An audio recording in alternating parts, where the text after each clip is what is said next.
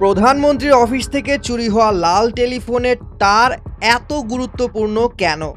কিভাবে বা চুরি হলো এই তার?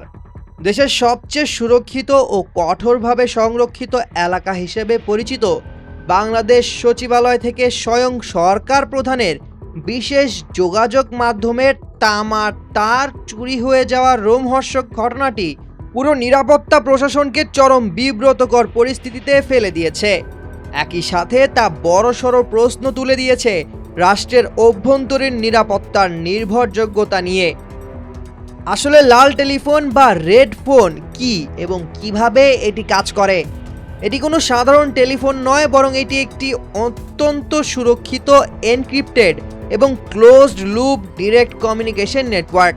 বিটিসিএল এর বিশেষ কপার কেবলের মাধ্যমে পরিচালিত এই লাইনের মাধ্যমে দেশের প্রধানমন্ত্রী যে কোনো জরুরি মুহূর্তে দেশের নীতি নির্ধারক, মন্ত্রিপরিষদ, জনপ্রশাসন মন্ত্রণালয় এবং বিশ্বের যে কোনো প্রান্তে সরাসরি ও তাৎক্ষণিকভাবে কথা বলতে পারেন। সম্পূর্ণ ট্র্যাপ প্রুফ বা আড়ি পাতার সুযোগহীন এই বিশেষ লাল টেলিফোন জাতীয় নিরাপত্তা নিশ্চিতকরণ এবং যে কোনো জরুরি রাষ্ট্রীয় সংকটে তাৎক্ষণিক সিদ্ধান্ত নেওয়ার এক অপরিহার্য ও কৌশলগত রাষ্ট্রীয় সম্পদ। কিন্তু প্রশাসনের প্রাণকেন্দ্রে কিভাবে এই দুঃসাহসিক চুরির ঘটনা ঘটল?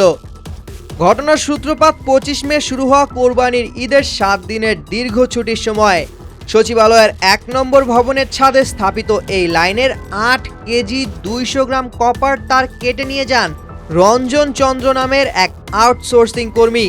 ছুটি শেষে সোমবার অফিস খুললে দেখা যায় প্রধানমন্ত্রীর লাল টেলিফোন বিকল। বিটিসিএল এর কর্মকর্তাদের দীর্ঘ 7 ঘন্টার চেষ্টায় এই সংযোগ পুনরুদ্ধার করা সম্ভব হয়। তদন্তে নেমে গোয়েন্দারা জানতে পারেন রাষ্ট্রীয় নিরাপত্তার এই তামার তার ঢাকা বিশ্ববিদ্যালয়ের 21 হলের সামনে এক ভাঙারি দোকানে মাত্র 600 টাকা কেজি দরে বিক্রি করে দেওয়া হয়েছে। পরবর্তীতে চকবাজারের একটি গুদাম থেকে তারগুলো উদ্ধার এবং রঞ্জন ও ভাঙারি ব্যবসায়ী রেজাকুলকে গ্রেপ্তার করা হয়। নিছক তামার সামান্য লোভ নাকি এর পেছনে বড় কোনো অবহেলা বা কোনো গভীর উদ্দেশ্য রয়েছে, সে রহস্য উদ্ঘাটনে 2 আসামিকে 5 দিনের রিমান্ডে নিয়েছে আদালত। তবে এই ঘটনা প্রমাণ করে নথিপত্রে ও কাগজে কলমে নিরাপত্তা বৃদ্ধি পেলেও বাস্তবে দেশের সবচেয়ে স্পর্শকাতর দাপ্তরিক যোগাযোগ অবকাঠামো এখনও কতটা অনাকাঙ্ক্ষিত ও বিপজ্জনক ঝুঁকির মধ্যে রয়েছে।